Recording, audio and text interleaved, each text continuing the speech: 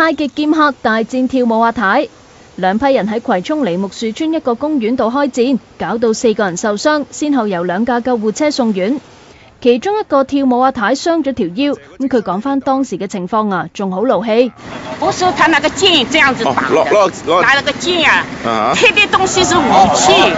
兩批人總共10幾個阿太，向來朝朝都喺公園度做早操，一批呢就喺有蓋嘅場地度跳健康舞，而另一批就喺露天嘅地方度耍太極劍，本來就相安無事嘅。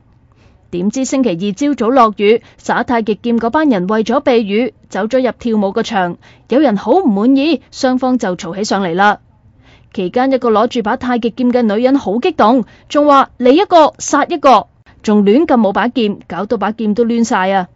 有街坊見到唔多對路啊，於是報警，警察後嚟帶走2個耍太極劍嘅女人返警署調查。ONTV 東方電視記者周文妮報道。